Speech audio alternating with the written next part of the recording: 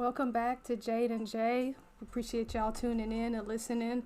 We just want to continue to go on a flow of talking about things that are important. But, today we want to talk about black movies, black movie actors, actresses, directors, producers, all that. Peace and love to everybody out there.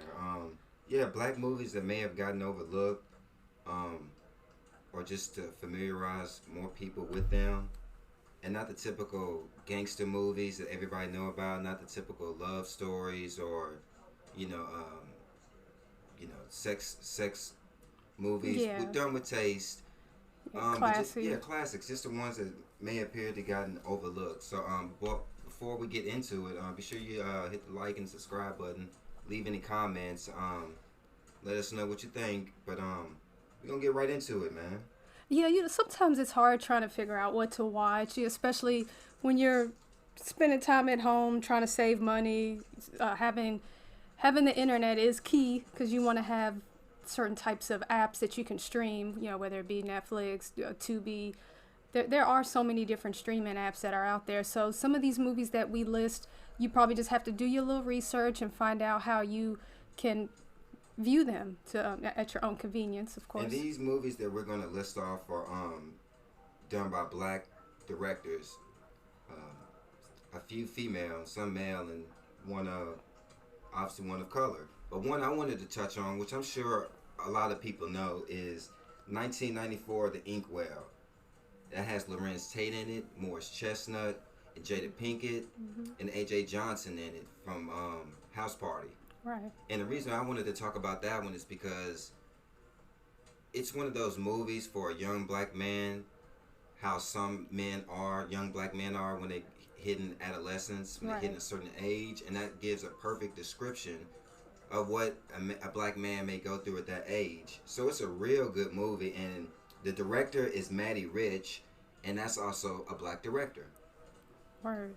Yeah, it's important to watch things that you can also relate to. There's a lot of TV shows and movies that I'm actually gonna list because when I'm looking for a movie, a lot of times seeing a familiar face helps. It's not always important, but it does help. So the Family Matters show had Thelma Hopkins. She was the aunt, and that was a familiar face when I watched Why Did I Get Married. Well, Tasha Smith was in Why Did I Get Married, which she was in Running Out of Time. So I'm gonna be naming a lot of movies, but they're all connected in some kind of way. With Running Out of Time, it had Ronrico Lee, and he was in Sister Sister. So going a little bit back and forth, when I watch a movie and I see a familiar face, it makes me remember what they were in and what I used to watch in the 90s. And we had a lot of black shows that I believe got overlooked. So Half and Half had Esses Atkins, and she actually was in a show called Ambitions with Jamie Giddens did that.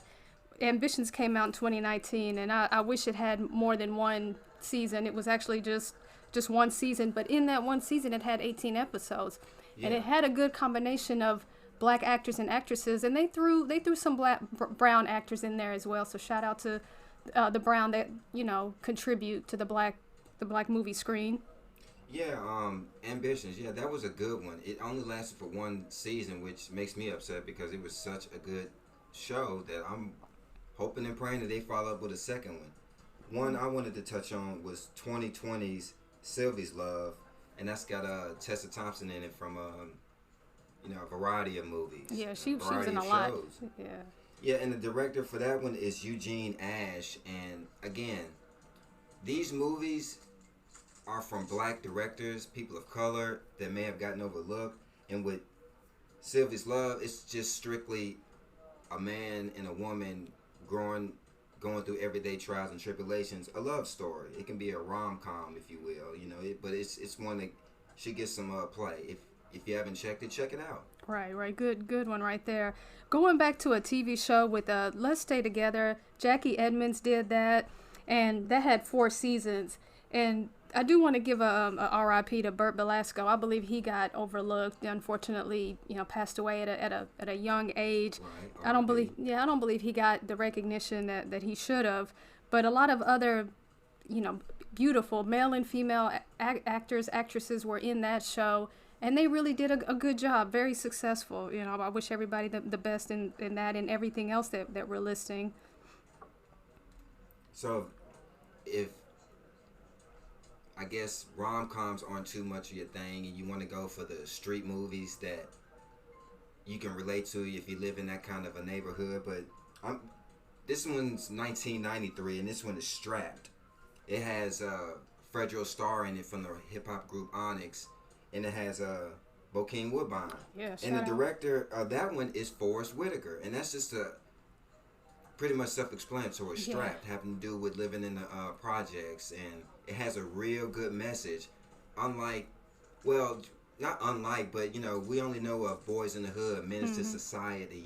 These, since it's this generation, I guess a Superfly. Right. That movie. But check this one out, because it has more of a message that hits home than these movies that just go for just to turn a profit. Right. We are better than just your average hood thug movie. When we're naming these, I'm thinking of everything that I felt watching all of them, and it's a variety of different emotions, because we are better than just one genre of movies. We can do gangster movies, we can do romantic comedies, we can do suspenseful thriller movies. Yeah, we can do family shows, we can do family movies. We can do a large variety of genres. It's not just one. And I appreciate the fact that we have so many different options just to keep things diverse, because I love all types of movies, but just to keep it more relatable, these are really appropriate, and they can teach you a lot.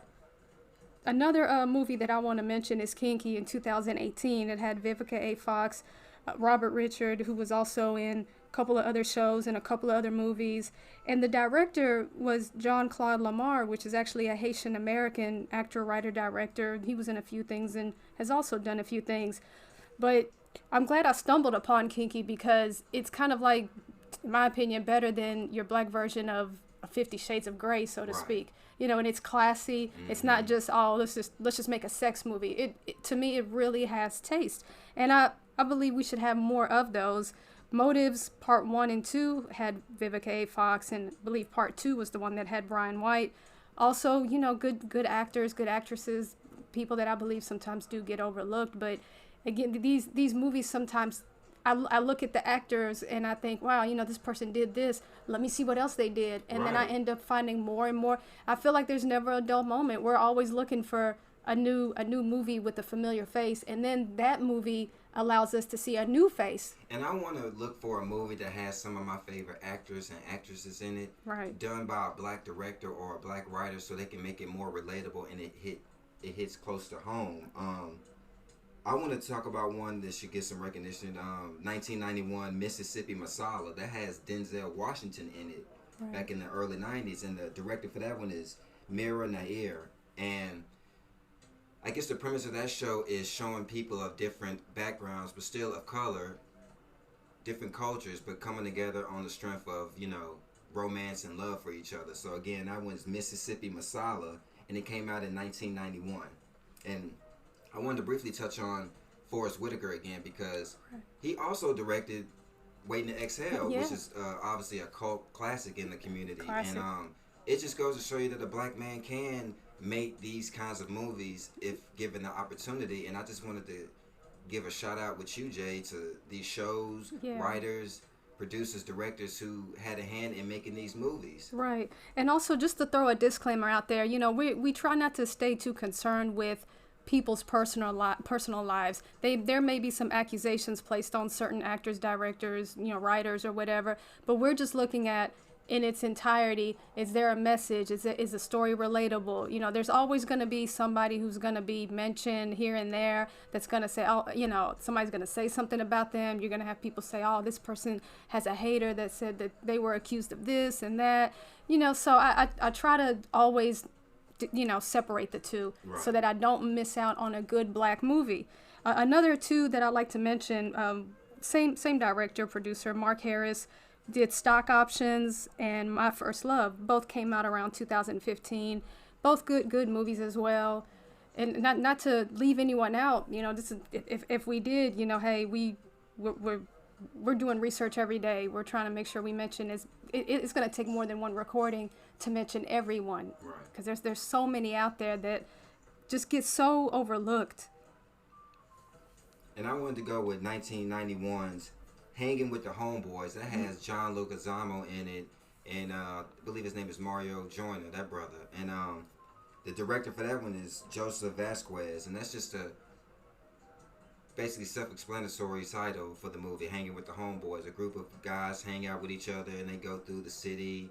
It's a real classic, and it may have gotten overlooked, but y'all be sure to check that one out. And one more for my last one that I wanted to say was 2012's Murder on the 13th Floor. Yeah. That also has Tessa Thompson in it. Yeah. And it has Sean Patrick Thomas Williams. I might be getting that wrong. He's the brother from Save the Last Dance. But the director for that one is Hanelle M. Culpepper. And the premise of that show is a black guy's married to a white woman, and they have a biracial kid together, or a black kid.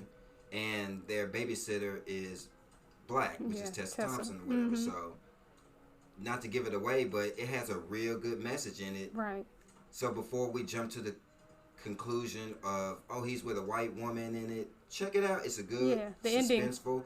Yeah, the ending is good. Happy ending. Yeah, happy ending. It has a real good message in it. So I just wanted to touch on that movie right quick.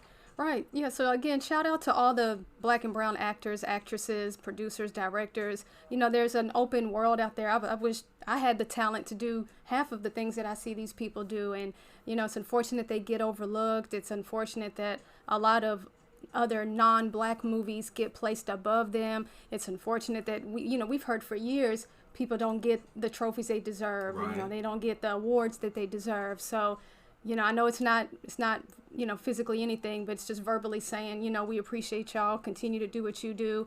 All the young, you know, aspiring actors, writers, producers, you know, believe in yourself, do it.